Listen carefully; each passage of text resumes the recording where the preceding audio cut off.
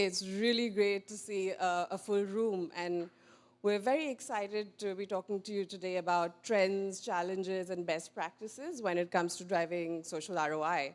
And this is usually a topic that's very pertinent for marketers. So with a show of hands, how many of you here are from marketing? Okay, that's about 50%.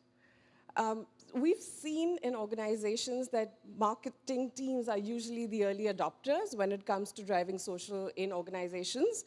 So we hope to leave you today with some insights and tips on how you can drive social in your organizations. I'm Upali. I run the marketing program for Hootsuite here in Asia. And one thing that my team and I are tasked to do is use social to drive business results. So things like brand awareness, leads, and pipeline. So the topic of social ROI is very close to my heart.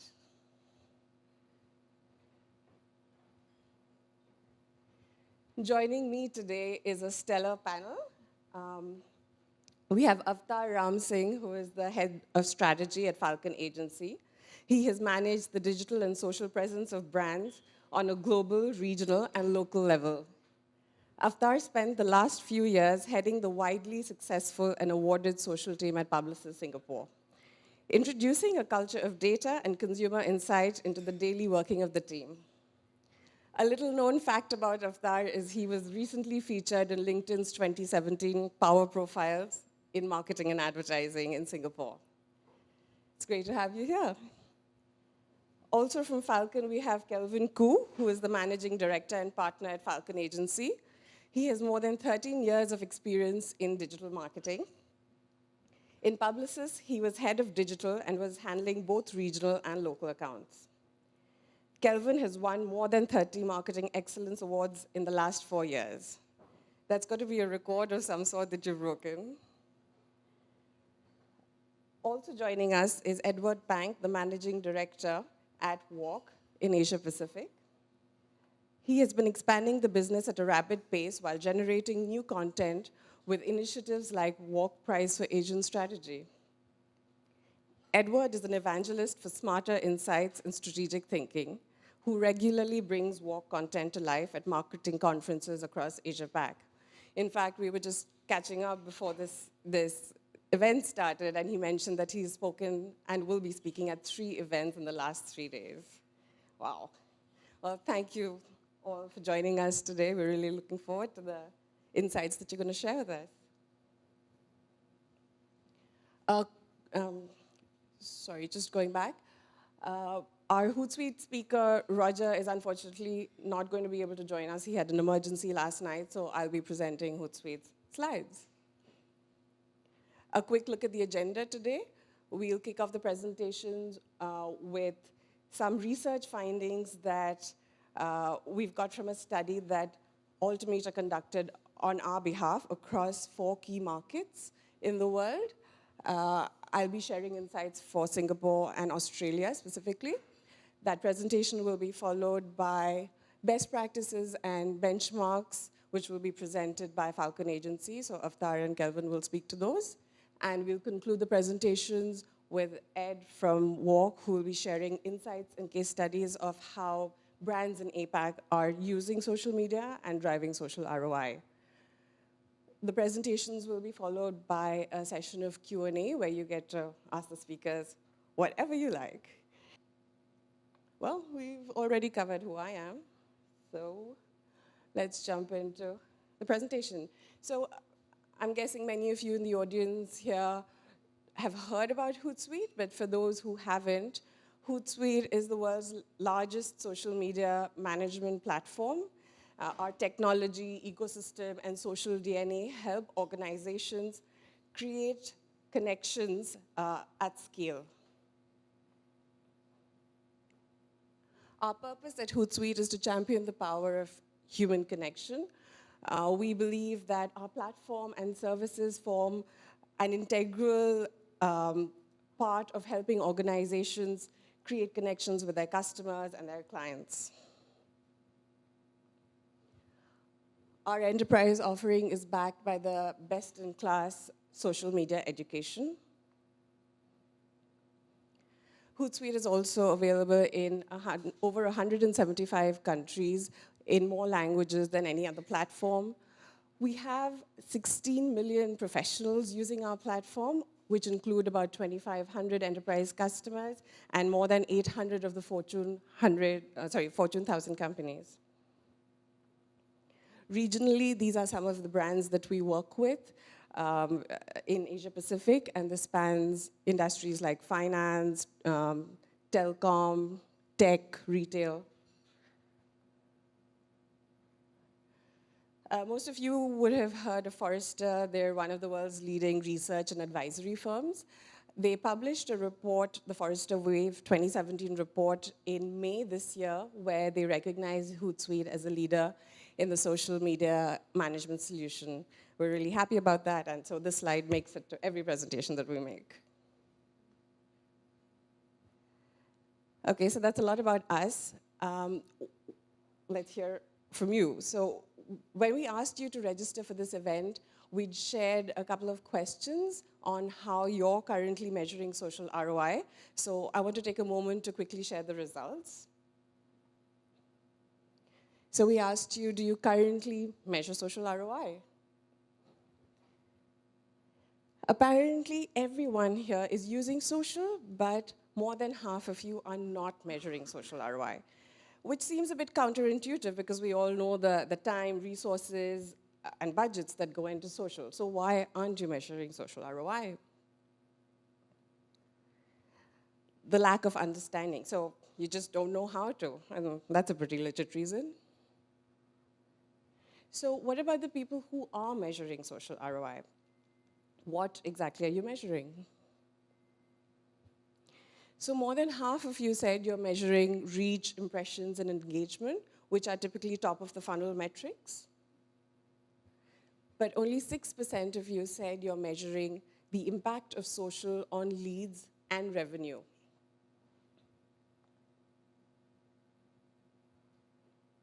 What this says is that there is a massive gap in how organizations are measuring the impact of social on the bottom line. So what does this mean? It means that you're not alone. We saw the numbers. There's only 6% and 3% of people who are measuring the impact of social on the bottom line. So we hope to change that by the end of the session and leave you with some ways to think about how you can measure the impact of your work on your organization's bottom line. So these are some research findings from Altimeter. So Altimeter conducted a study on behalf of Hootsuite earlier this year. They covered 400 leaders across 4 key markets. So that's Singapore, Australia, the US, and UK. And the objective of the study was to analyze how organizations are unlocking the value of social media to their business. I'll be sharing some key findings from this research, and we'll be emailing you a copy of the report in the next few days, so watch out for that. So from this quote, what we're seeing is that as organizations mature, they go beyond using social to drive things like likes and shares and comments, and focus more on driving business results. And this is directly correlated to the social maturity of that organization. This was the top finding from the report. It shows that 87% of our respondents from Singapore and Australia said that they track the effectiveness of their social programs. So they're measuring the effectiveness of social, but only 26% of them are connecting that to business priorities and business goals. This isn't very different from the pulse check that we saw earlier, the results from the pulse check. And so it's just driving home the same message that people aren't linking social media goals to business goals. Another interesting finding from the report shows that organizations who are measuring the impact of social on the bottom line are doing it within the context of the customer journey. What does that mean? It means that they are measuring the impact of social on each stage of the customer journey. So how is social helping increase awareness by expanding reach? How is social helping drive leads through conversions? Or how is social helping drive loyalty through advocacy? And finally, organizations are using social outside of marketing. So marketers aren't the only people in an organization who are currently being tasked to use social. And so this is reflective of the slightly more mature organizations when it comes to social.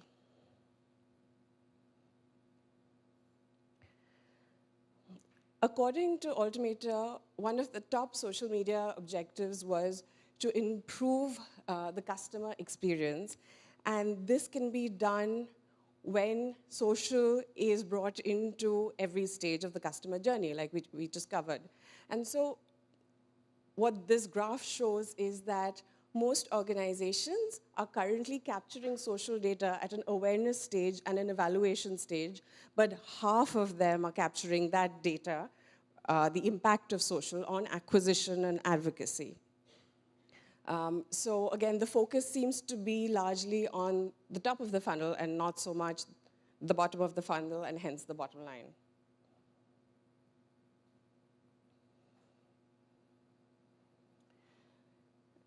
Some other findings from the report.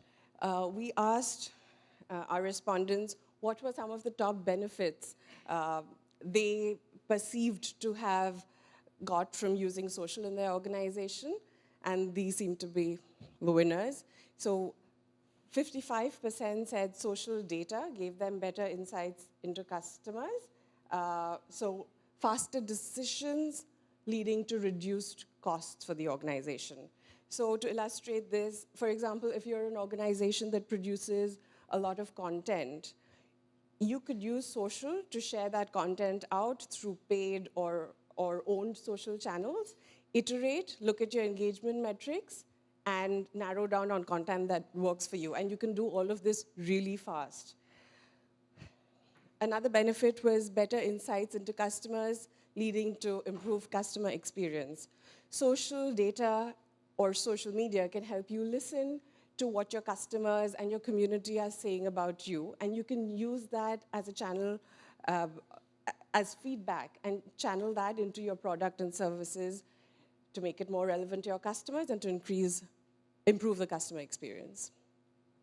Next, we have 42% said that social data about new market opportunities led to improving their competitive positioning.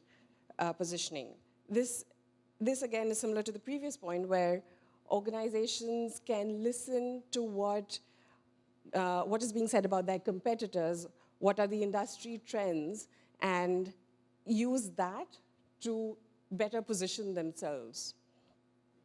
And finally, 40% said unexpected risks can help them then manage risk. You can monitor sentiment. If there is some negative sentiment about your brand out there, social data can help you capture that and give you a chance to act on that and manage that risk.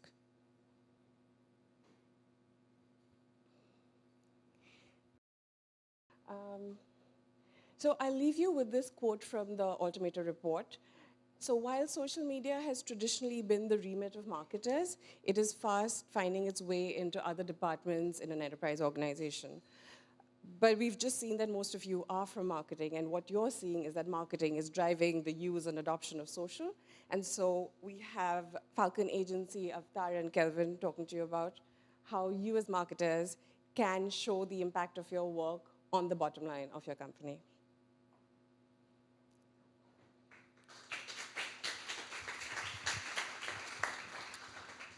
Good morning. Right, I'll be sharing the stage with Avtar, my head of strategy, and I know it's very early in the morning, especially those from agency, you probably start work at 10, so this is like before work kind of timing. Right, this will be interesting enough and usable enough to wake you up a little. So proving the value of social media, I think that's one of the biggest questions I get from a lot of clients we work with, right? And a lot of them is like, I've heard this thing about social selling, all right? How do we do it? How do I prove to my management? How do we get to do it? So to start off, maybe you just ask a simple poll, all right? Just to get a question across is, do you currently have access to enough data to prove that social is driving real ROI for your organization? So this question is not about whether or not you want to measure it, it's whether or not you think that you have access to the data, to the right kind of data, to be able to prove social ROI across your organization.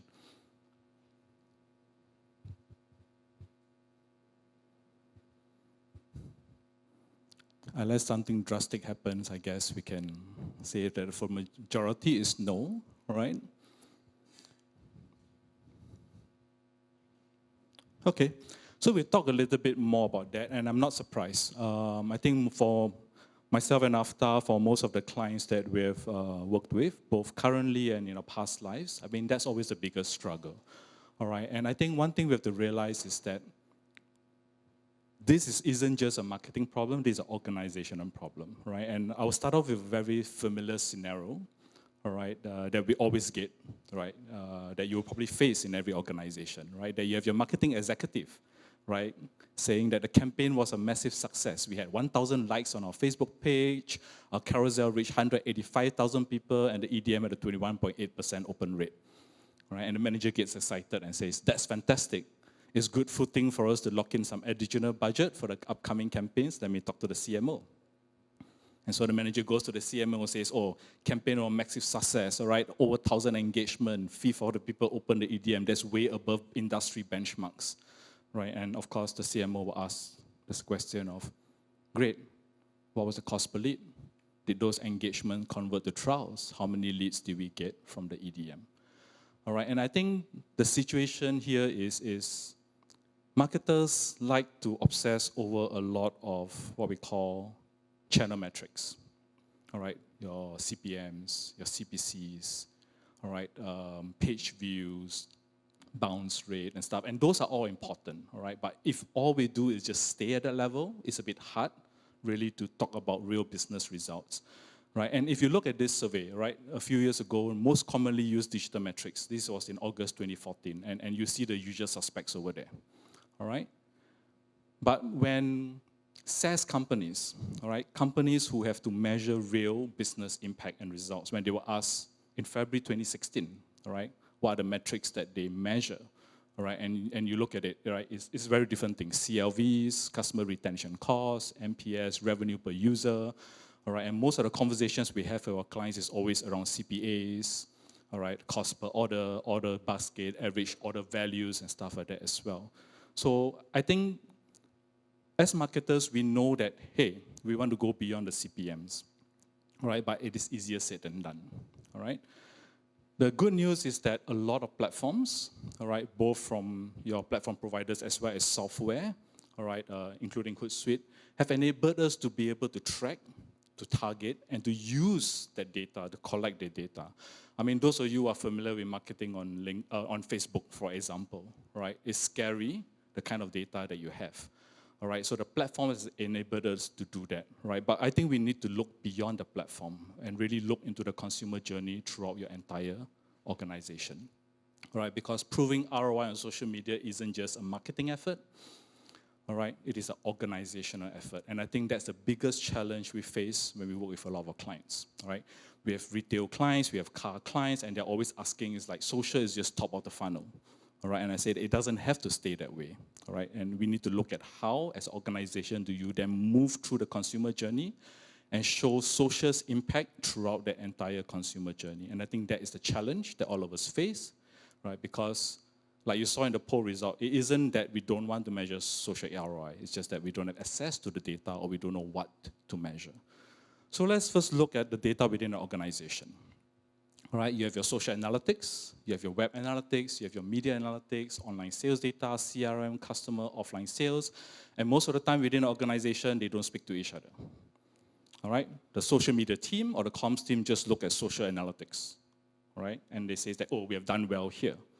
all right, and the web team looks at their own stuff, all right, and I've been in situations whereby the web team will be like, oh, we see a spike in sales here, spikes in traffic here, and like, where did it come from? I have no idea. We probably did a good job then, right? They don't communicate a lot, and a lot of organizations should realize is that they don't speak to each other, all right? So multiple stakeholders exist within each organization that hold the key to proving social ROI, all right? The challenge is every department have their own agendas, have their own KPIs, have their own requirements, all right? We work with a retailer where their e-commerce team don't speak to the retail team, all right? And they say that how do we prove online to offline conversion? I'm like, okay, first let's get everyone to the table before we talk about how to prove it, all right? So I think it's very important that the people that own the data, that as an organization that they speak to each other and look at the entire consumer journey. So one of the things we always do with our clients when we do an audit is really to identify what are the potential broken links, all right, within all the data, all right? And perhaps you might find that, hey, media and sales data or CRM and customer data is already linked, all right? But, hey, we are not tracking the impact of social, right, on web metrics, for example, or the impact on social on CRM, or the impact on social on your offline sales data. All right, so the first step that we always do in our audits with our clients is really identify what those broken links are, all right, and then find ways to get around it. Otherwise, you just keep staying with your reach, impressions, mentions, and stuff like that, and you're not able to prove the impact of social down the consumer journey. All right. Next step that we do with our clients is really to identify the ROI we can prove. And after we'll talk a little bit more about this, all right, and you go a bit more deep dive into the kind of metrics that we can measure, all right, because at the end of the day, business results is about revenue, all right, but we need to identify what we call the micro conversions that leads up to that revenue, all right, identify the key metrics and then look at social's role in each of those metrics, all right. So is your goal to measure interest and intent? All right, then you need to look at relevant traffic volume, time spent, consumer journey. Right, we had one particular client that basically asked the basic question of, we're investing so much in all of this content and education. How do we know it's making an impact?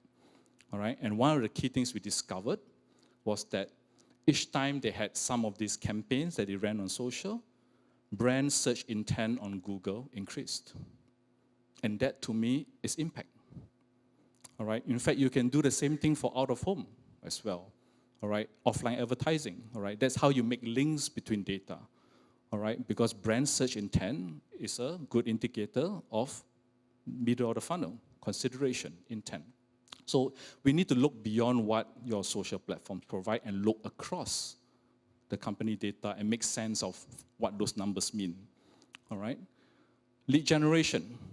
All right, we work with a car brand that basically says that we need to bring people to the showroom. Can social media do that? I'm like, well, yes, but let's first identify where those gaps are. How do we measure it? Because we know that we can get leads from social, but do they actually turn up to the showroom? How do you measure that? And that's where we need to get involved with the retail arm, the sales arm, all right? Create dashboards, get them to fill in. So what we do is the leads from social is pushed into the dashboard. They have to update us when they turn up, and then we measure the ROI from that. So that required us to work not just with the marketing team, but with the sales team in the showroom. So you want to prove social ROI, you need to move across departments and play a bigger role in showing that journey as well. All right. So when we talk about cost per acquisition, we just don't talk about leads that they fill up the form. We measure to the point where they show up at the showroom. Whether they buy or not, I mean, there's a limit to what social media can do. That's your salesperson's job. Our job is to bring them to the showroom. If they don't buy, it's a product problem, it's a sales problem, right? So identify what you can be responsible for and make sure that you're not responsible for things that you can't be responsible for, all right? Online to offline, all right? I think right now that's the biggest buzzword, omni-channel, online to offline. And I think a lot of retailers that we work with has always struggled with that as well. And then people try to gamify it by having coupon codes, QR codes, and stuff like that. All right. One of the things that Facebook has been able to do, has launched, and not a lot of people know about, is basically APIs that allows you to integrate your point of sales, all right, to your Facebook data. So that if you run a Facebook campaign, All right, so long as you collect amount of data at the POS, so if your loyalty program, for example, when they turn up to your store and they buy, you can then push that data back to Facebook and then says that, hey, this guy saw an ad, clicked on an ad on Facebook, or engaged with your content, and they turned up at your store. All right, so I think a lot of providers, a lot of platforms are trying to breach that. I think as marketers, what we need to be able to do is know how to use it and then reach across the aisle to then come out with campaigns or communicate and see how that journey moves throughout the entire thing as well. So sales, e-commerce, that's direct selling is the easiest to prove ROI. I mean, you can track direct, all right? But I think the biggest struggle is really online and offline, right? So once you've identified that, I think the key thing really is to then just make the fixes, all right, and then decide, all right, set certain goals, all right? If you look at the maturity stages, all right, the easiest is to start with interest and intent, and most of you might be already doing that, but some of you are not even doing that. So set certain goals, right, within your organization that says that, okay, for the first 30 days, let's work on setting that up. What are the gaps and what are the things we need to look at, right? How do we get access to the search data? How do we get access to your intelligence data? How do we get access to your web traffic data? Because all of that will prove interest and intent, beyond just reach numbers on Facebook, LinkedIn, and Twitter, right? Then after you have achieved that, then set another goal, right? Next 30 days, I want to look at lead generation, right? What are your current CRM efforts? Where are your lead gen channels? What is your current cost per lead? Then you set up that funnel through social, all right, and decide, okay, what's the benchmark to set? What kind of cost per lead, and how do I prove that, all right? Basically, it's just interaction across channels, right? Same thing, after that, you just go down, right, and then work department to try and solve first the attribution tracking problem and then setting those benchmarks and KPIs. And that's what we do for some of our clients, all right, to try to bring, and it's not just social, it's everything, all right? How does your EDM go through the entire consumer funnel? It's the same thing, all right? And then you then do that multi-retargeting across channels. That's what omnichannel is about. All right? The end objective is really to have the organization and all the data speak to each other, all right? So that when you look at your dashboard or when you look at data, you can then say, all right, that this sale or this customer was influenced through this entire journey from social to EDM to online to offline. I mean, that's the dream, and that's something that requires a lot of work within organizations. All right, so before beginning the journey to social ROI, identify where your organization currently stands, where you need to be, and how long it will take you to get there. All right, I'll now hand over to After to talk about the hard metrics and what do we measure and how do we set up those frameworks in order to measure that as well. Thank you. Yeah, might need that. Morning. I see a lot of unamused faces. It's like no one's really buying this ROI thing. It's like, I don't really believe it. Really? Does it really actually work?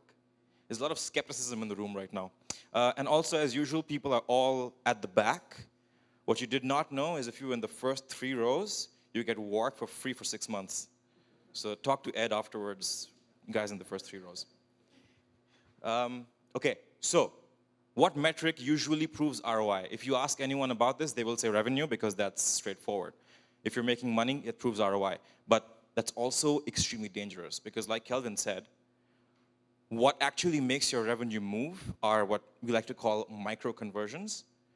And if you're not looking at these metrics, you're never actually going to optimize for greater ROI. You will probably see some sales coming in, but you won't really know what's making that work and how do you actually go from 2x ROI to 20x ROI as such. So I was looking at the Slido results and I was matching them back to the Hootsuite data, right? And I have 2 questions. The first is, about 57% of you are measuring engagement, reach, impressions, 6% leads, 2% revenue. That leaves about 35% of people who are measuring magic. So for those of you who did not pick those 3, can you tell me what you picked? The second thing is 20% of people said that you have the data to prove ROI, but only 6% said that you're kind of doing it. So is it stubbornness that I have the data, I'm not going to prove it? Because, you know. Okay, so talking about microconversions, case in point, if you think about an online retailer, someone like an Amazon or a Zalora or Q10, if they looked purely at revenue generated through social or from any of their platforms, they would probably not be as profitable as they are right now. Because all e-commerce companies, what they measure is average basket size, cart abandonment rate, conversion rate, CLV. For them, these metrics are actually far more important than looking at just the revenue at the end of it. Because in their mind, if they're able to decrease cart abandonment rate, increase average basket size, they're already getting more out of the money that they're spending. So for them, moving one metric higher, one lower has an residual effect on your revenue, and therefore, in your organization, you have to identify what are these metrics for you. So revenue is great, but you have to focus on these metrics a lot more. So that's a retailer online. If you're thinking about a news website, and these poor guys make money only through advertising, so they want to put more banners on their website and they want to get people to buy them, what kind of stuff have they got to prove to people to get them to buy more inventory? So they have to reduce their bounce rates, increase their page depth, essentially show greater consumer engagement on the website and on their pages, and that's really how they're going to prove to their advertisers that you will get proper ROI because you've got people engaged on the website. So these are examples. I can't really put stuff for every single industry out there, but kind of figure out what are your specific micro-conversion metrics that you have to look at. Now, we'll talk a little bit about the pitfalls and some pillars of ROI. And one important thing is that once you've identified your micro-conversions, you then go, okay, so which of these is going to be a KPI, and what should that KPI be for me as the next step as a measured marketer? So you're going to talk to yourself and say, is 3.5% CTR a KPI I should agree to? 4 minutes time spent, 65% bounce rate, 15% video completion? Who thinks that these are the right kind of questions to ask yourself? Show of hands. Don't be shy. All that's going to happen, you could be wrong and embarrass yourself and bring shame to your family. So does no one agree that you should be looking at these things? Okay, kind of backfired. You're right, you should not. The real way to think about ROI in these metrics is you go, I want to increase direct revenue from the blog by 20%. I want to get the leads from my newsletter to convert by 5 times more. When you start thinking about KPIs and ROI in this way, what you're doing is you're going, I understand there is a problem of getting the right amount of revenue from the blog, and therefore it has to go up by 20%. So let me think about how do I get that to convert better. Rather than going, I want to keep my engagement rate high, therefore I'm going to run 10 contests a week. Because there's a very big disconnect in that sense. So think of KPIs in this way, and that's the best way to sort of make that second step towards ROI. Budgets. That's the third. So you know what you're going to measure, what your goals are going to be. This next obvious question is, how much money am I going to get to do that? So if you're not given the budget to sufficiently move a KPI or sufficiently impact your ROI, it really should not be something you're measuring or a way to prove ROI. Simply put, a 10% increase in your budget does not get you 80% more traffic. A 25% increase in your advertising spend will not get you 500% more leads. And that's what tends to happen. Quite often we go, I have 10K, I've been getting 50K page views. I want to get that 10K to get me 100K. And the example that I sometimes use to kind of illustrate why this doesn't really work. So when I was in college, I used to be involved with the college canteen. And it was up to us to sort of source for food, water, drinks, and stuff like that. So if the demand for the week was 100 bottles of water, and each bottle cost $1, you'd go to finance and ask for how much money? 100 times 1 is 100. Okay. And if the demand the next week goes up to 500 bottles, I will ask for how much money? 500 times 1 is... See, this is what happens when you get an Indian on stage. You have like an impromptu math class. So obviously, don't go to your CEO and go, if a bottle costs $1, 10 bottles cost. No, don't do that. Essentially, that's kind of how it works, but it's never a one-to-one comparison, because obviously you're looking at economies of scale, right? So if you're going to spend 80% more, maybe you're going to gun for 120% more in terms of return. So you can't just spend 10 bucks more and get 10 more things. You have to spend 10 bucks more and maybe get 15 more things, efficiencies in that sense. Then comes the point about metrics. This is what Kelvin talked about a little bit, in which if you don't really have the visibility over a specific metric, it cannot be a way for you to prove ROI. When a car brand comes to us and says increase conversions from leads, unless we can take a look at how many of those specific leads are converting into people coming down to your showroom, and what is their profile like, and why are they coming, and what are their motivations, we can't really go back and go, okay, we're going to spend a little bit more money on a specific demographic. And you can't do that. So if someone says, get EDMs to convert better, but you have no access to the CRM tool, just design the EDM in your silo and make it convert more, it's like saying, give me magic. Now, we've talked about what metrics to look at, what the KPI should be, and what the budget should look like. The last part then is talking about the measurement framework. And you go, what all do I need to measure to see whether or not I'm going to hit my KPIs, if I can prove ROI or not. So you'll find stuff like this, which is really a blanket list of everything you can measure under the sun. Maybe not the best way to structure a measurement framework, because you start measuring a whole lot of things and you don't really know after a couple of months or a year what's actually important to you. So the way you could break it down is you could go based on the place that the person is in their customer journey. So perhaps you go, I'm going to break metrics down by exposure, engagement, and conversion. And then you go, I'm going to pick the 8 most important metrics to measure in these phases and optimize for them.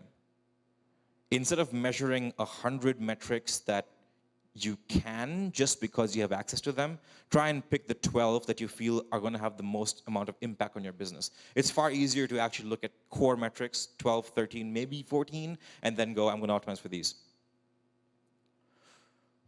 I like the slide. That's why it's here. Now I'm going to talk about it. Okay, so I like this slide because it does something very important, which a lot of marketers don't do, which is you have benchmarks in place. And when I say benchmarks, I mean for absolutely everything that you're measuring. So a question your CMO/client will ask you is they'll go, did this campaign do well? And you go, yeah. And they go, why? Well, it's nice. It's blue. I like blue, so it's probably okay. But instead, what you need to have is you go, we have benchmarks that we have set ourselves based on past performance of campaigns, in which we look at what is the EDM open rate, the click-throughs, the click-through to conversion, what is your bounce rate, page depth, mobile CDR, prospect list conversions, everything. You should have benchmarks of every single thing you're measuring, and if you're going to be using internal numbers to have those benchmarks, we like to have rolling benchmarks, and what that means is you look at your past 6 months performance, and every 6 months that kind of changes, or you look at a rolling average for 3 months, and how you decide whether you should use 3, 6, 9, or 85 is you look at how many data points do you have over that period of time. So if you're wondering, should I have a 6-month rolling average or a 3-month rolling average? If it's an EDM, you ask yourself, how many EDMs do I send every 3 months? If you're sending 100, okay, that works. If you send 1 EDM a month, that's not really enough to have a rolling average. So you go, if it's 1 EDM a month, my rolling average is of like 6 years. Send more EDMs. So no metric framework is really created equal. Some people like dashboards, some like Excel sheets. Kelvin likes a combination of the two. I like Excel. It really depends on how it makes more sense for you to measure it. So for example, the reason I like Excel is because you can construct a framework like this in which you go, right, from March to April, every single week, you break down my traffic, your page views, leads, conversions, and conversion value. And at the bottom over here, you've got your target, acquired, and remaining.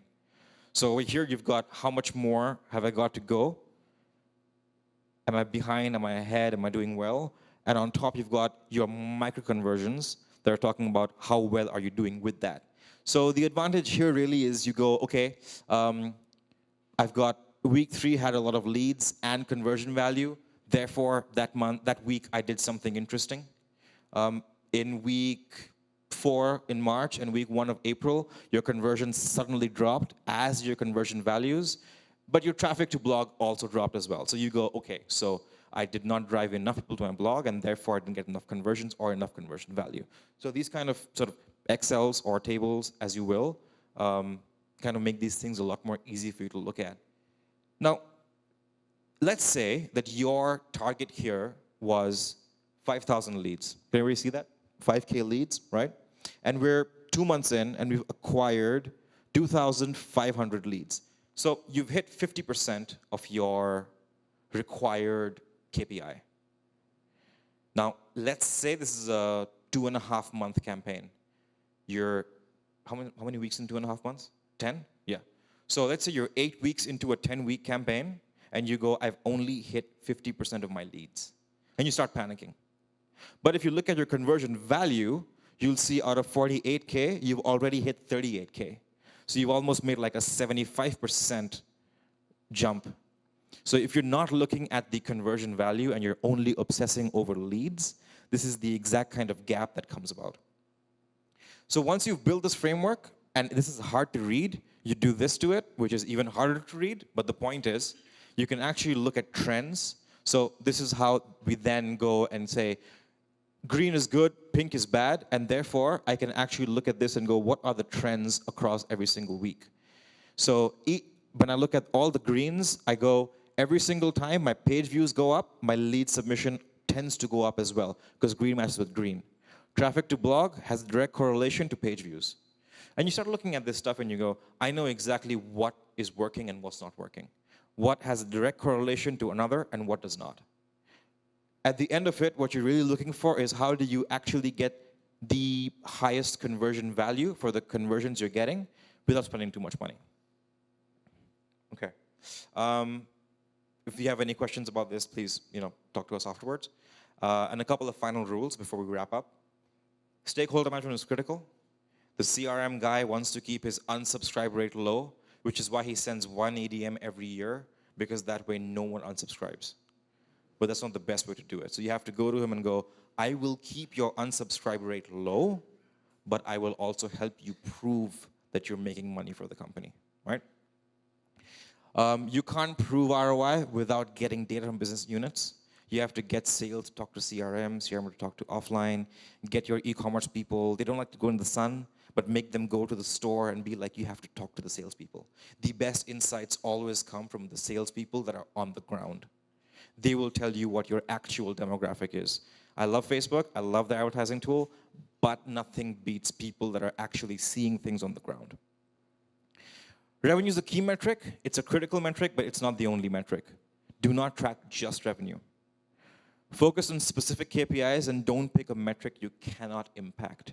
If you have no visibility of actual sales conversions, because they all happen offline, unless you can get the guy who's doing it to send you an Excel with the person's emails or names, and you can match that to your database at some point. Sure, it may be manual, but unless you can make something like that work, do not have it as a way to prove ROI. Like I said, when it comes to metrics, focus on the critical few, not the trivial many. Stay away from layered kind of metrics as well and KPIs. Like some people will go, okay, so you're measuring the average order value. Can you measure average order value by day? And then we start measuring average order value by time of the day. So Wednesdays at 10 p.m., the AOV has dropped, and that's your KPI. Just keep it as simple as possible, as long as it ties back straight to revenue. Carefully build and then obsess over your measurement framework. Realistic budgets, hit realistic goals. ROI has an I in it. It's return on investment. You have to spend some money. It's not return on magic. It's not ROM, right? And finally, the most important one, please don't reduce your customers to numbers on an Excel sheet. It's very easy for us to get into this massive cycle of optimization in which you sell more, buy more, open my EDM. How dare you not open my EDM? Buy this thing. I fucking hate you. Like, it's, you all want to do that, but at the end of the day, unless you're seeing a customer satisfaction score that is always going up, it's a dangerous thing. So one thing we always track also is what is the customer satisfaction score, and every company measures that differently.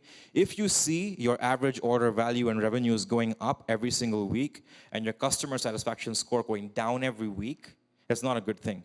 The investors love it. Your CEO will be like, I don't care. But what's going to happen is at some point, another company is going to come in and go, we're going to charge you 10% more for every product, but you'll be happy. And people will jump. Okay? I think that's the end of our section. Pass over to Ed. All yours, Ed. Thanks, Avatar. Thanks, Kelvin. I think that was a fantastic maths class, wasn't it? I hope you understood all the figures and can recite them back. Okay, so it seems to be the two key barriers to investing more in social in 2018, not enough education on metrics and lack of audience or customer insights. But again, yeah, the other two, in terms of risk and best practices, is also quite a challenge. Okay, so in the next 20 minutes or so, I'm going to be tapping into various trends, as I said, coming out of the Asia Prize. It's a case study competition we've been running for 7 years now. And I'm going to draw out some of the metadata and some of the learnings from that, and also some best practice guides that we have on WARC. For those that aren't familiar with who WARC is, we're basically a marketing intelligence service. At WARC.com, we have a repository of insights, case studies, learnings from the world's leading brands. So our clients can tap into success stories, evidence-based case studies about what is working. And we take that from about 50 different content partners around the world, and about 40% of the content on WARC is written by ourselves. And in terms of the best practice, so obviously social is an incredibly complex space. Navigating that is no easy task. So what we have been doing over the last 18 months is writing some very simple, sort of quite rudimentary kind of guides as to how to tackle any of these key challenges. And as more of these social media platforms develop and enhance their products, then we try and make sense of that. And one of the ones I'm leveraging in today's presentation is how to select the right metrics for social media. So if anyone wants any more information about any of these, then please do see me afterwards. So just on that guide, how to select the right metrics for social media, I really like this quote from Tanya Yuki. She's the CEO of Shareably. It's easy to get seduced by certain metrics. Marketers are wired to love big numbers and to believe that bigger is better. But in the case of measuring social media, the fixation with the biggest number can sometimes lead to misleading results. And there's a lot of talk, a lot of learning that marketers need to move beyond fan and follower base and just the size of the actual audience that you're reaching, and instead focus on the quality of the activity, the quality of the interactions. And you can do so by having audience insight metrics, as well as benchmarking your performance based on what you've done before, but also against the competition. And when it comes to deciphering what type of content is going to resonate with your audience and what is going to entice them to amplify within their networks, Tanya recommends actually following 3 key pillars in terms of the metrics that you adopt. First of all, adopt the core social media metrics. These will help you assess the engagement level of your campaign. So typically it's unique engaged audience or social amplification, consistency of activation, that kind of thing. Then secondly, focus on the audience quality metrics. So to understand, okay, so you've worked out people who are engaging, who are they? And deep dive into their social page, to understand who they are and how they might share your content with their particular networks.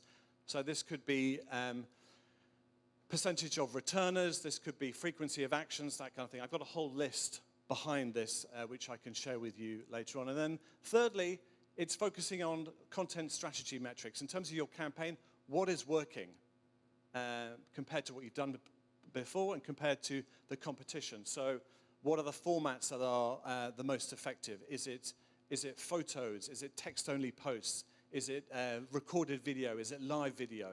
Is it GIFs? Whatever it might be. So that you can apply this learning moving forward and optimize your social impact. Okay, so that's a best practice guide on adopting the right social metrics to your campaign. These are 3 trends that are coming out of the Asia Prize this year. The first one is that social media is increasingly being used to amplify emotive video content. And I'm going to deep dive into that, and I'm going to talk you through a case study that does precisely that. Secondly, looking at this whole area of influencers, how that's on the increase, and more brands and advertisers are focusing on influencer strategies to get their content amplified. And thirdly, data. Using data to really create hyper-personalized campaigns that ensure that your content reaches the right people at the right time. So, of all the case studies on WARC, we take out the metadata and we tag all the channels that are used, and this is the shortlisted campaigns. So the most effective campaigns from across Asia for the last 3 years. And what you can see is the most commonly used channel in the mix is social media, and that is increasing over the last 3 years. And you can also see a big spike in terms of online video. That's increased quite dramatically over the last year. And you can also see that television, traditional media, is starting to soften. And in terms of social and online video, they very much go hand in hand. And this is a quotation from Peter Field. He's a consultant that we do quite a lot of work with at WARC. He does a lot of work for the IPA as well. And really, he endorses video as a really powerful medium for long-term success, for brand building. Because what it does, it delivers emotion. And that's why it's particularly important to marketers and advertisers. And what I mean by emotion, you can see how that has increased over the last 3 years in terms of the shortlisted campaigns. So people telling stories with emotive content.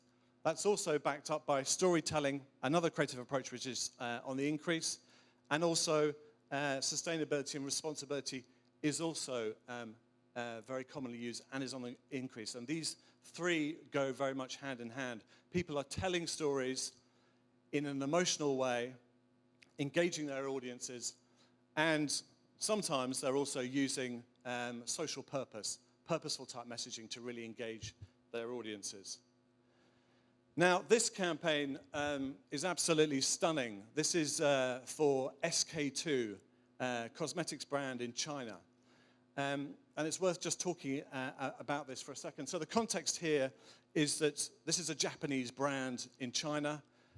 So it's already got lots set against it. And if you imagine what the category looks like in China, it's a lot of airbrush models, particularly Western-type models.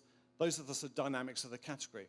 What SK-II wanted to do was kind of disrupt this category. So they created some very emotional content that they put out through video.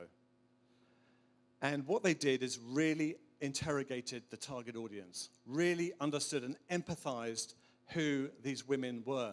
There's this thing in China, there's a stigma in China called Shengnu, which is basically a label that was originated by the government for talking about discarded women, women who haven't married at an early age and followed the parental advice to marry an appropriate partner.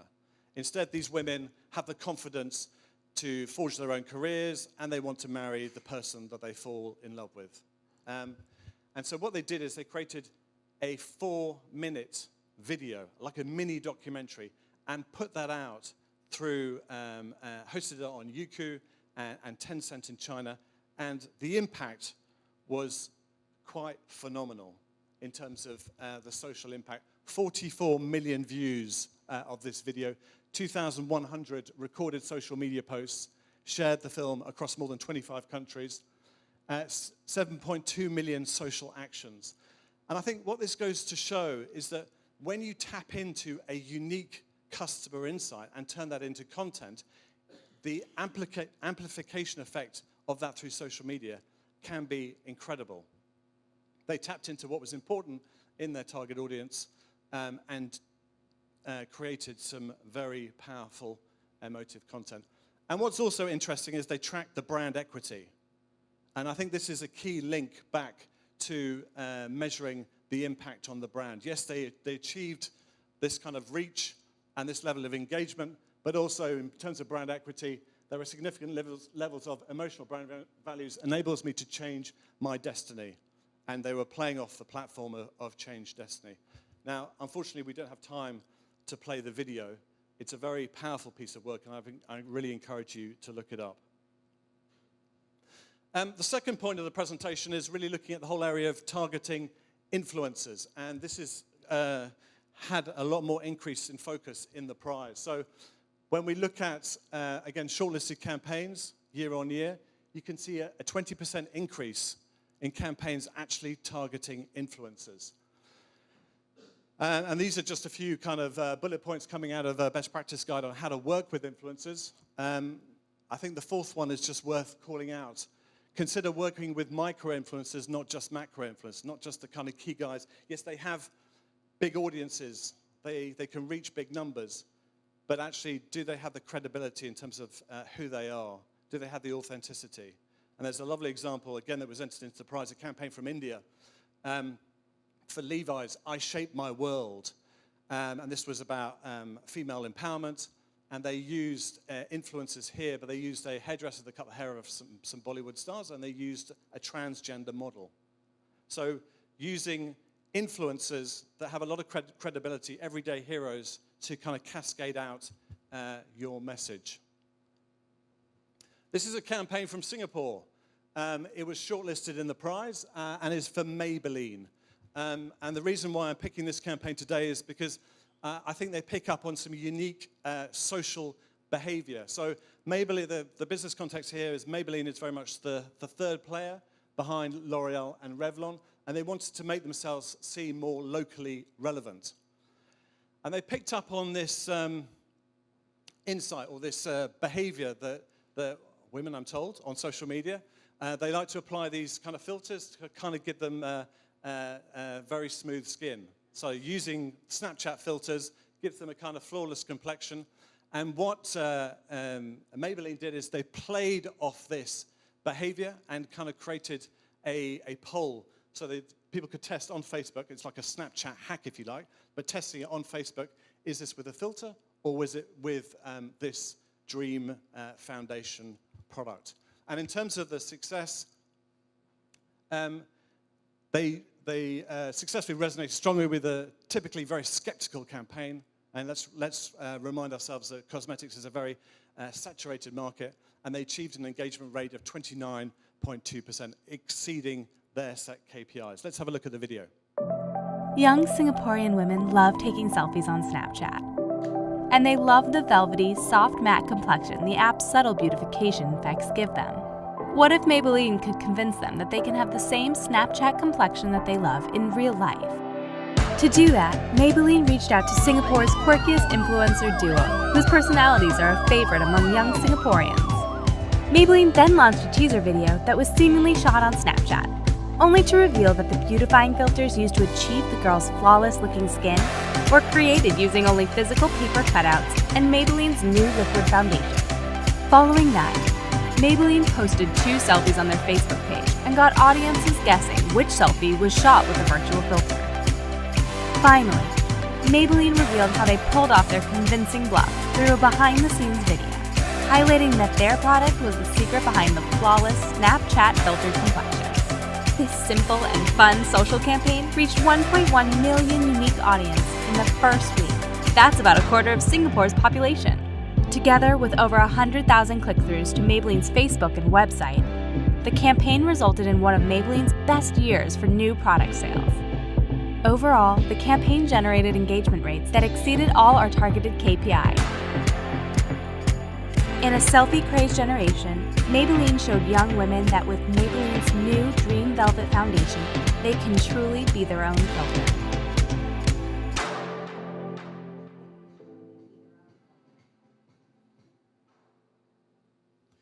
So a really nice example of using influencers, tapping into social behavior. Everyone loves selfies and filters from selfies, and they brought it to life through these ladies, and fantastic commercial results as a result.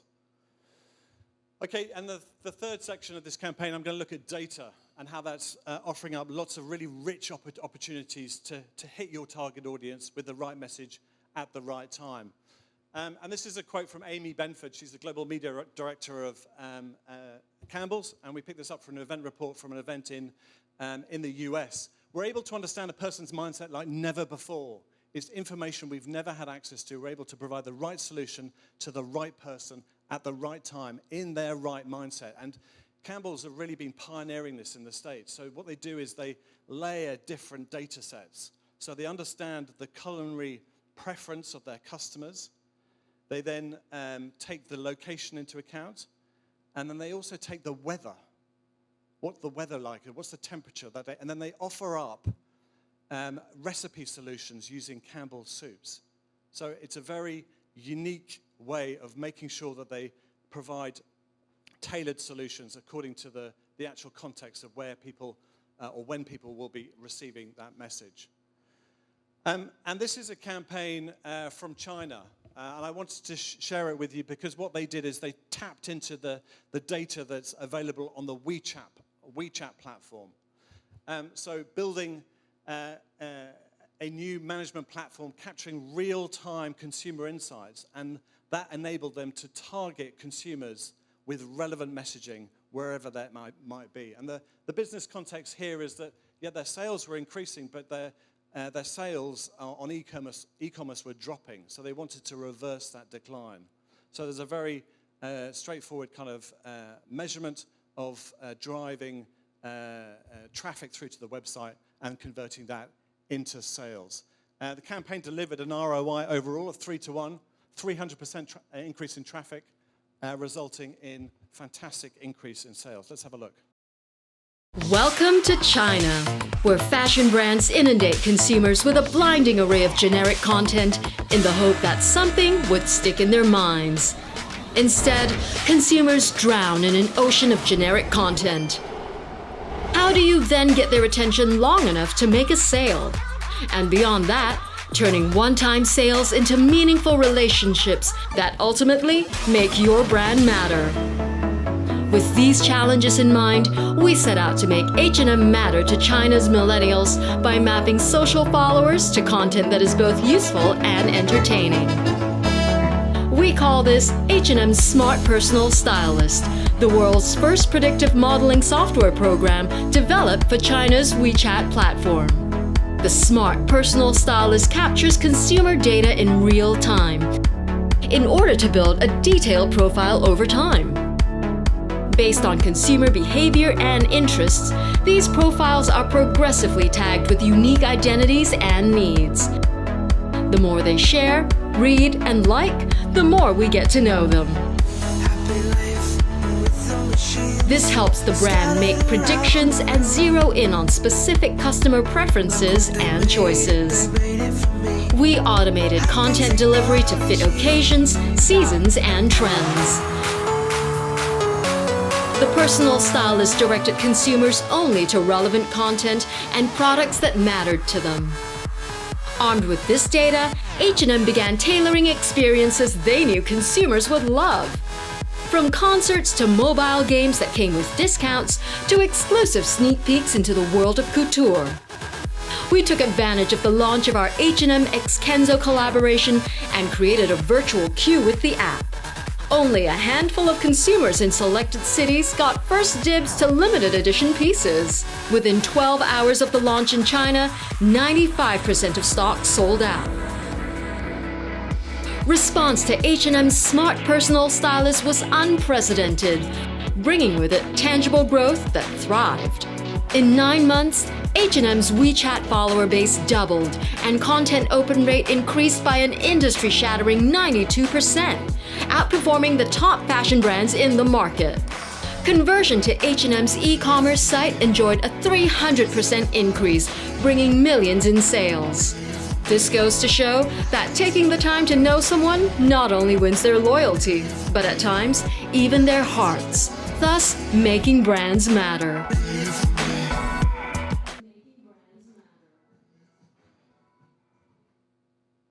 So a fantastic example of what you can do with data to target people in a very rich way, making sure you hit them with the right message that ties into kind of what their particular preferences are. So a final thought, and I think this next slide wins the award for the amount of words you can put on an individual slide. But I really like this quote, and I tried 3 times to kind of cut it down, and I didn't want to leave anything out. So let me just read it to you. And it's from the guys at We Are Social. Everything has to start with clear objectives. Without these, you'll not only have suboptimal strategies and campaigns, but let's be honest, it's impossible to measure the effectiveness of something if the objectives have not been defined. And by objectives, we don't mean drive engagement on Facebook. We believe that great ideas that come from social insight that truly leverage social behaviors and social technology have the power to deliver real business results. And we call this social thinking. So 2 key points to land with you here. Every campaign has to have really clearly defined objectives. I know that sounds obvious, but you'd be surprised that people don't actually have that. The objectives are kind of nebulous and are not helping particularly agencies in terms of deliver what they need to. And the second point is really baking in social thinking into your campaign. And this this last case study that I'm going to share with you today is actually not from Asia. It's from the UK, but I wanted to share it with you because I really like the way that they baked social thinking into every asset of the campaign. So the case study here is for Halifax, financial services category. It's not very well differentiated, so they were the 3rd largest bank, and they wanted to kind of stand out. And what they did through analyzing kind of search results was that people find banking and finance, the whole world of finance, actually quite complicated. So what they wanted to deliver as a brand is this world of ease, help people understand financial products, navigate through the kind of investment world.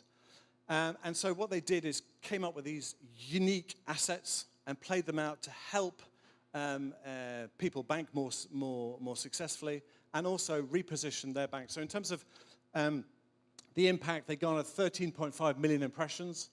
The retention rates of the videos was 82% against their own norm of 68%. And brand consideration and preference scores increased very significantly. And this actually won the Walk Prize for Social Strategy. So in terms of key takeaways from today's presentation, I would suggest don't focus on the kind of size of the numbers, but focus on the quality of interactions. When it comes to what you measure. Core social media, content strategy, and also audience quality. They come out of the best practice guide on social media metrics. If anyone would like a specific copy of that, then please do see me afterwards.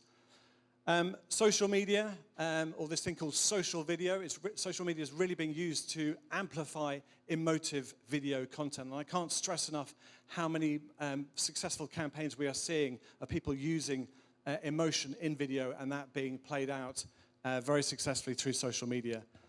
Influencers is obviously key for social media. Think about who you're going to use for your brand. Micro-influencers can be very powerful. Also, explore the data that you have available.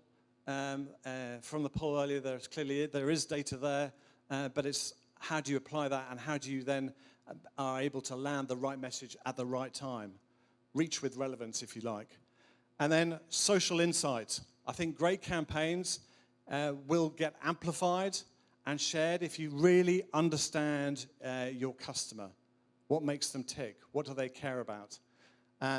And then link that to clear brand outcomes. And you saw that through various case studies today. And this will help deliver and demonstrate your ROI. So thank you very much. And that is presentation from Walk today. Thanks. Thanks, Ed.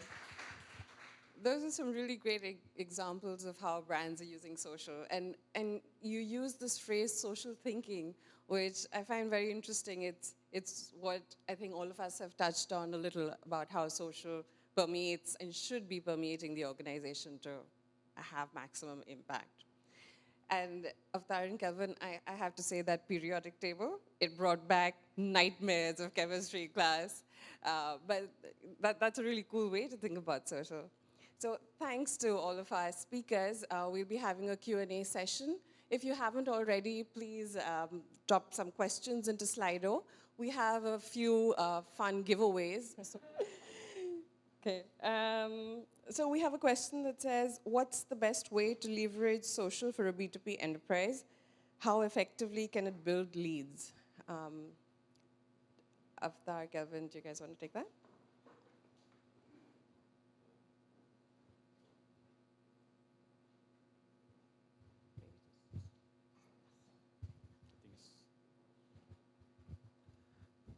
Okay, maybe I'll take a first step first, and I'll see if my fellow panelists have anything to add. So, I mean, it's quite a loaded question, and typically, I mean, we do have a few B2B clients, and the first thing they say is LinkedIn. All right, people say B2B is LinkedIn, B2C is Facebook, and in principle, well, that's true. At the end of the day, the question we ask is, where are your consumers, who are your target audience? And I'm not talking about the businesses, I'm talking about the people, the decision makers. All right, where are they and how do they use each of those platforms, and what role can your brand play, right, to move them through that funnel, all right? So we look beyond LinkedIn, all right, and sometimes we even look into Facebook and the other channels and basically ask ourselves the questions, what content do I need to serve to the decision makers throughout the entire funnel in the way they use these channels? So for example, let's just say, for example, Hootsuite, all right? Let's say if you are trying to reach out to CMOs or to chief strategists or social media managers, right, in an organization, all right, on Facebook, you will actually push content related to that is lighter, right, easier read, mini visuals, infographics that gets them interested, that gets them to click onto the content, that goes to your website, they can then do retargeting through many other ways. So always look through the funnel and ask yourself social.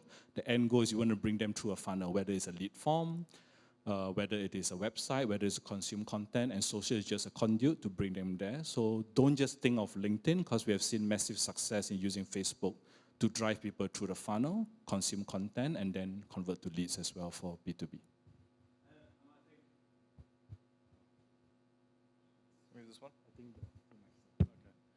And I think in terms of driving leads in a B2B capacity, it's really understanding how your content, you need to come up with a content marketing strategy that really captures captures the attention of your audience. So, and we do this at Walk, so we put out content on social media, some of which is just designed to engage and actually won't drive leads, so it's kind of, it piques curiosity, it piques interest in terms of thought leadership or successful ROI in social, that kind of thing. And there'll be some content that's specifically there to drive leads, so you might actually give something away in return. So I think an effective content marketing strategy that taps into what your audience is looking for is an effective way of driving leads. But don't just think of leads, also think of in the middle of the purchase funnel in terms of consideration.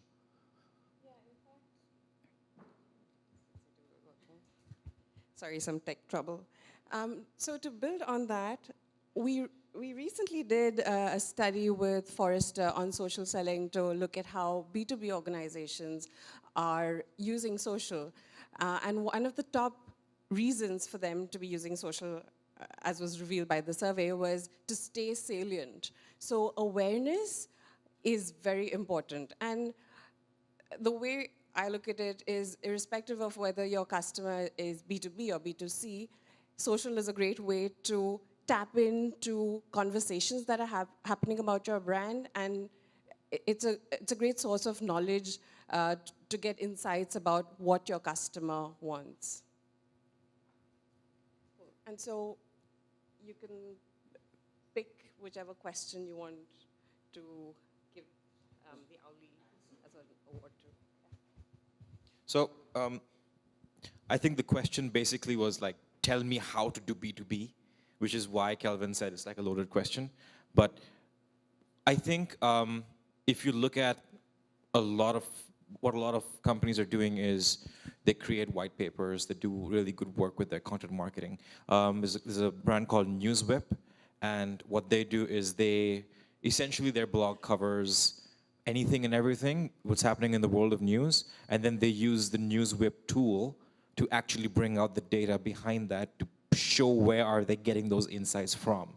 So it's kind of like showing how does the tool actually do the things that you want to do. So that's interesting. In terms of platforms, right? What you obviously will hear is use LinkedIn to drive leads. But the other question then becomes, LinkedIn is actually an exceptionally expensive platform to advertise on. Your CPMs can go anywhere between 25 and 80 bucks.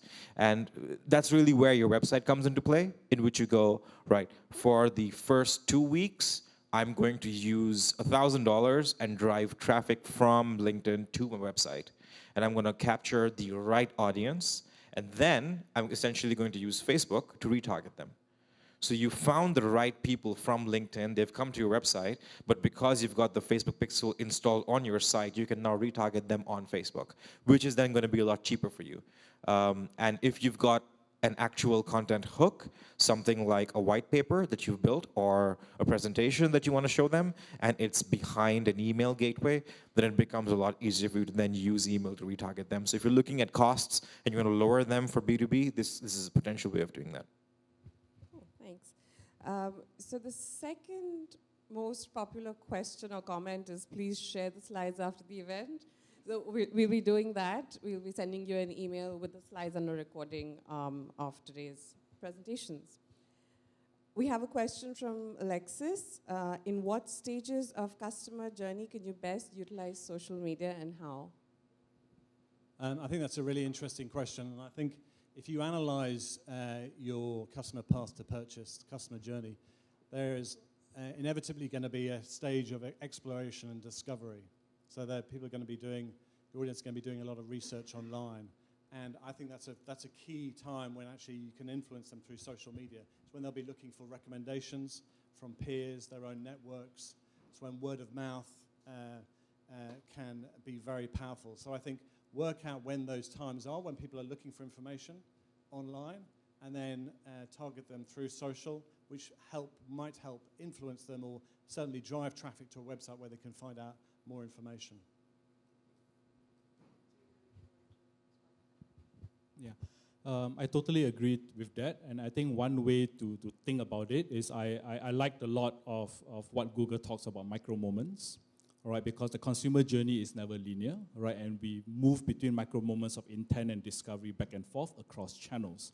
I mean, if you look at one of the study, I mean, before someone steps into the car showroom, he has 900 digital interactions, constantly moving back and forth. So where does social play in?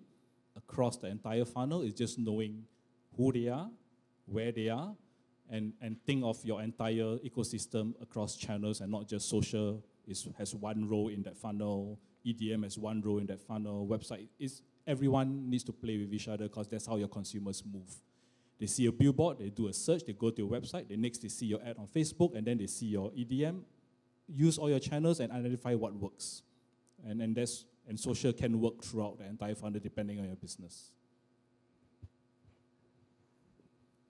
So actually, to build on that, there's a related question. So while there are different digital marketing channels that you can use, we have a question on how can you, the question seems to have moved.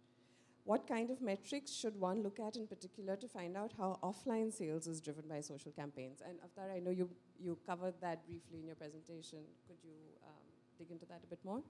Sure. So I think if you're looking at movement for offline sales, like I said, the first thing you have to do is you have to ensure that you actually have that, waving the owl around, that you can actually have access to that data in the first place, right? So with the assumption that you have access to the offline sales data and with the assumption that you can see trends in terms of which SKU moved from one week to the other, it tends to become a pretty straightforward exercise. So what you have to do is you go, right, like Ed mentioned, what is the objective of this campaign? So if I'm H&M and I'm saying I want to move blazers for the next 6 weeks, that's my objective. I want to increase sales for blazers, and I'm going to give them at 15% off, but there you can't sell them online. It's only offline. So you go, okay, so social essentially becomes an awareness channel for driving that awareness around the sale for the blazer. And you can get smart with that. You can go, I'm going to target people who are only within 1,000 meters of an H&M store in Orchard, or H&M stores island-wide, 14 of them. I'm going to target people between 11 a.m. and 1 p.m., and I'm going to go buy it at this specific store, which is near you. And when you get that offline sales data from whoever's responsible for that, you can then go, right, so we ran the campaign from this period to this period, and the increase in sales was from Y to Z. Of course, what's going to happen is you're going to get, okay, but usually people walk into the store and then they look at the sale and they go, they buy it. So how do you differentiate random walk-ins from people that just walked in via Facebook? We have seen that. Two ways. One is, like Kelvin said, you can actually integrate the Facebook SDK into your point of sale systems. But if you don't have that level of access, what you then do is you go, okay, let's look at the historical data. For the past 5 years, when we've run discounts on blazers, we've seen an uptick of 30% in sales, roughly. But this time, when we added in the Facebook spend and the Facebook awareness part of things, we actually saw an uptick of 44%. So that incremental 14% potentially could be Facebook. Oh, thanks. Here's a question for Ed. So Anushri is asking, how can you leverage emotion in social? And I think some of the brands that you talked about are doing that. And even should we, as advertisers, be leveraging emotion? I think definitely. I think emotion is a very powerful way to build brands overall. And I think the way that you do that is you really tap into your audience and what they're about. It's really understanding the values that they hold dear to themselves.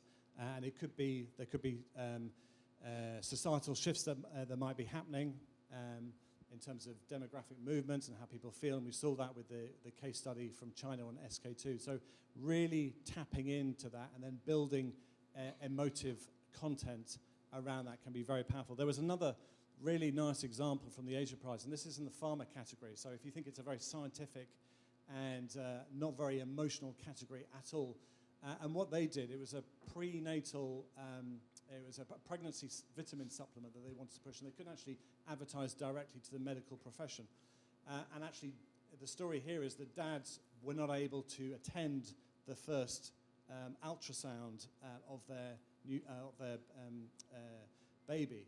So what they did is they created this heartbeat tracker, a piece of tech that could measure the heartbeat of the baby, and then they created emotional content around that. And I think that's really, really powerful. This is a pharma brand that's providing vitamin supplements to pregnant women, and they've got the regulation issues. They can't speak directly to consumers, so they created this piece of tech that enabled them to tell the story around the brand, which was highly emotive and highly engaging, and the impact it had on sales was incredible. So when I think you're assessing your campaigns, I think not only do you think about, you know, how effective do you think it'll be, but ask yourself, how will it make your audience feel? How emotive is that content? And so are there some things the brands should stay away from when trying to leverage emotion, because it could get tricky? I think you just have to tap into the insights of your audience, and obviously that's going to differ by market.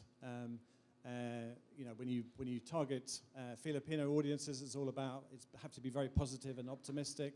So you have to tap into the unique characteristics of a particular audience. And if you know that, then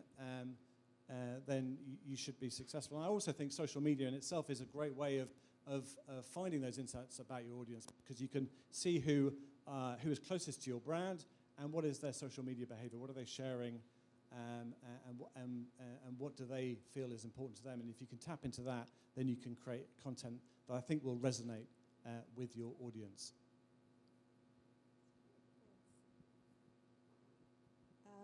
This is a question for Kelvin. My target consumer tends to be mature at about 35 years and above. Can I use Instagram to sell to them?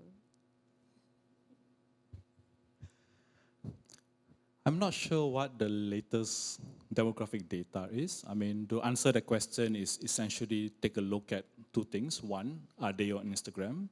But I think two is how are they using Instagram? I think the greatest mistake brands do is that they take one approach and they apply it across all the channels, right? I'll give an example, Instagram stories. Right now, brands are allowed to create ads as Instagram stories. All right, but what brands are doing is just putting in their usual ads in multiple frames and pushing that as Instagram story. And people who use Instagram is like, that's not an Instagram story.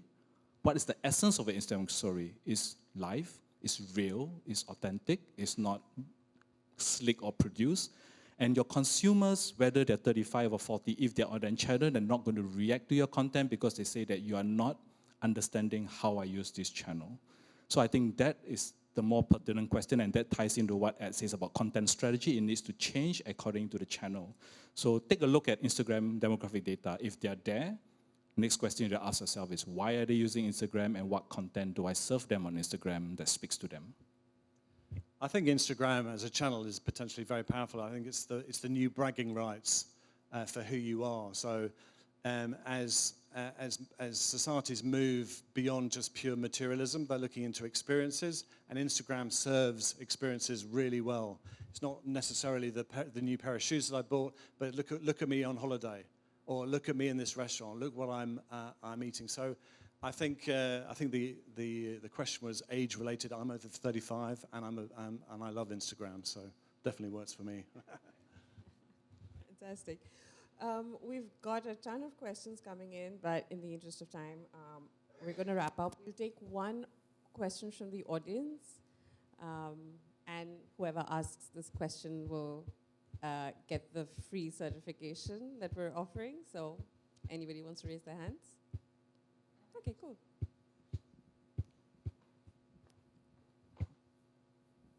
Hi, my name is Alexis. I work for insurance marketing and customer experience.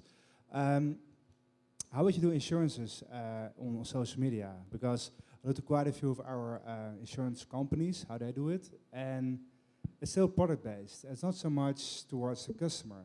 So what is your suggestion? There's one campaign that I don't know whether you've seen on insurance. Again, it was entered into the Asia Prize. It's for Manulife, and it's from Hong Kong. And their business was known for the kind of retirement solutions, and they wanted to reach out to millennials. So what they did is created an app which integrated to a tracking device. And they gave out this tracking device, and the more people moved, the greater the discounts they could get on products. So I think that was a really interesting way of creating kind of content and a whole experience that tapped into the mindset of a much younger mindset. Yeah. Thanks. Thanks to all of our speakers. If you haven't got your questions answered, they'll be around here for another half an hour. Please chat with them. Connect with them on LinkedIn, and you can join the conversation on Twitter using the hashtag HootBreakfastSG. We also have a Hootsuite demo station over there behind the red door. So if you have any questions on how to measure social ROI and how Hootsuite can help you, please find Emma, who is now walking towards the door, and have a chat with her. Thank you, everyone. It's been really great having you here.